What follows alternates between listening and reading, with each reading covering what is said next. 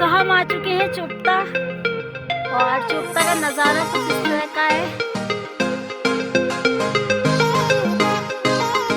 आज के समय में ज्यादातर लोग जिंदगी को एक रेस समझकर दौड़ रहे हैं ताकि उन्हें जल्द से जल्द मंजिल मिल जाए। पागल हैं ये लोग, क्योंकि ये समझ ही नहीं पाते कि जिंदगी एक यात्रा है। जिंदगी एक सफर है, ना कि कोई मंजिल। जिंदगी महादेव का दिया एक बेहतरीन तोहफा है जो कभी किसी मंजिल का मोहताज नहीं होता। मध्य महेश्वर यात्रा खत्म करने के बाद हम पहुंचे बाबा तुंगनाथ के दर्शन करने।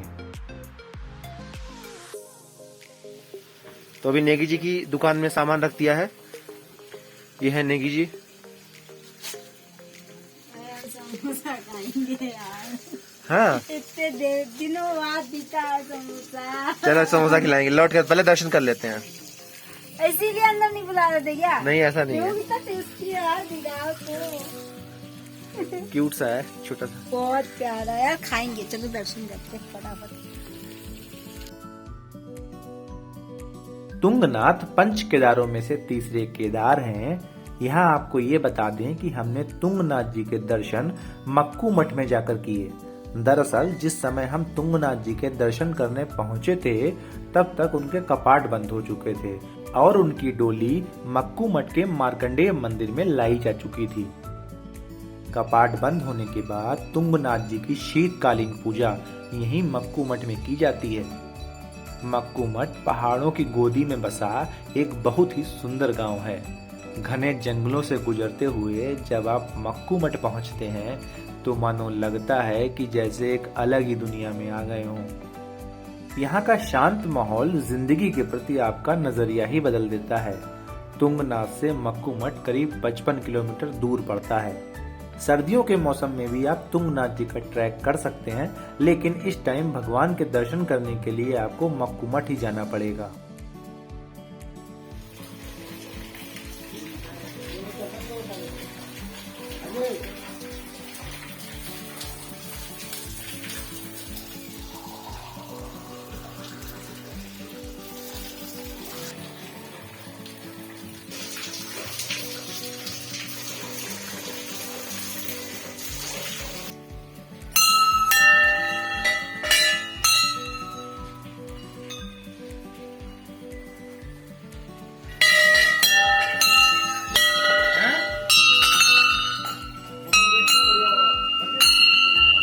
महादेव का जलाभिषेक करके उनके दर्शन करके दिल को एक अलग ही सुकून और शांति मिलती है।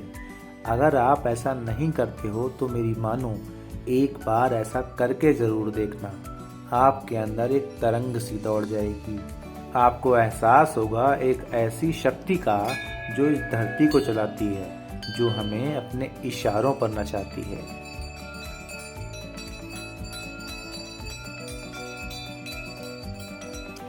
तो अभी हम आ चुके हैं मक्कू मठ में, और मक्कू मठ में क्या है ये बताएंगे। मक्कू मठ में तृतीय केदार तुंगनाथ जी की गद्दी स्थल है। तो तुंगनाथ जी के कपाट बंद हो जाते हैं तो वहाँ से भगवान की डोली लाके यहाँ विराजमान की जाती है और यहाँ पे शीतकालीन पूजा होती है मंदिर की। ये हैं यहाँ के मुख्य पुजारी जी। इनसे कुछ देर बातें की तो दिल को बहुत सुकून मिला।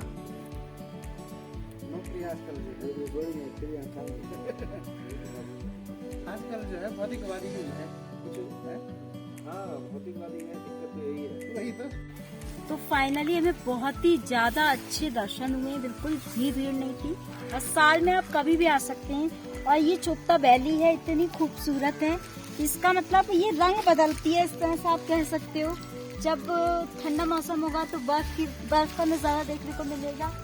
और इसका ऐसा है, इसका रंग सावन के बाद जब आप आते हैं तो यहाँ आपको ग्रीन ग्रीन ग्रीन ही देखने को मिलेगा। और ये अभी जैसे खेती हो रखी है, बहुत खूबसूरत है। फिलहाल अब हम जा रहे हैं चोपता, मेन चोपता, जो कि दुनिया भर में फेमस है। बहुत से लोग जानते भी होंगे, घूम भी आ चुके होंगे, लेकिन मैं अब जा रही हूँ। तो चलिए बने रहो हमारे साथ। इतना सामान लेकर कितनी उम्र होगी आपकी? कितनी उम्र होगी? उम्र कितनी होगी? उम्र 59 साल। क्या होगी? ज्यादा होगी। हाँ लो आप 20 रुपए रख लो। 10 नहीं आप 20 रख लो। आप 20 रख लो। और चाहिए हैं? हम आए हैं नोएडा से। दिल्ली बताओ। दिल्ली दिल्ली दिल्ली। चलो ठीक। शेरू चलो रे चल कार्ड बन लियो। तो अब हमारी चाय तैयार हो चुकी है और समोसे भी गर्मा गर्म। तो हम समोसे और चाय खाते हैं, फिर मिलते हैं। अगर आप मक्कू मठ आना चाहते हैं तो इसके लिए आपको सबसे पहले हरिद्वार आना होगा और फिर टैक्सी बुक करके आप मक्कू मठ आ सकते हैं। इसके अलावा आप शेयर टैक्सी से भी हरिद्वार से रुद्रप्रयाग, रुद्रप्रयाग से ऊखीमठ और ऊखीमठ से मक्कू मठ आ सकते हैं। यहाँ रुकने के लिए आपको होम स्टे की सुविधा मिल जाती है। मक्कू मठ में दर्शन करने के बाद हम चोपता आ गए। चोपता बेसिकली तुंगनाथ जी का बेस कैंप है। चोपता से ही तुंगनाथ की 3 किलोमीटर की ट्रैकिंग शुरू होती है। इसके अलावा चोपता दुनिया भर में अपनी सुंदरता के लिए फेमस तो है ही। तो हम आ चुके हैं चोपता और चोपता का नजारा कुछ इस तरह का है। बैक कैमरे से दिखाते हैं। एकदम ऊंचाई पे हंसाओ मत, ये मुझे हंसा रहे हैं। मतलब बहुत ही खूबसूरत सीन है। अभी आपको बैक कैमरे से दिखाते हैं। तो ये देखिए बर्फ के पहाड़ हैं और हम जो हैं यहाँ आए हैं ऊंचाई पे। थोड़ी सी कोल्ड ड्रिंक चिप्स खाने का मन था, ये अब आ रहे हैं।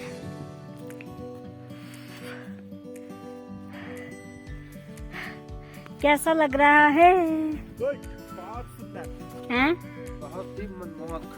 आहा, यहाँ से क्या लोकेशन लोगों है ने ना? दी है। अच्छी है ना? बहुत अच्छी है। मैंने हमारी बाइक भी दिख रही है शर्मिली। हमारी बाइक भी वो रखी है, उस पे ही बैग रखा है। जबरदस्त है।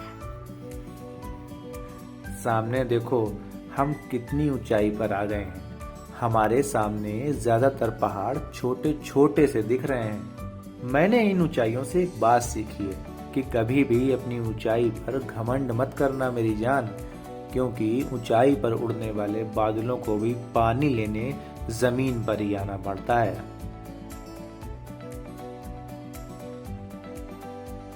जो लोग खुशी को किसी मंजिल की तरह देखते हैं, उन्हें कौन समझाए कि खुशी मंजिल नहीं है, बल्कि वो तो जिंदगी का सफर है।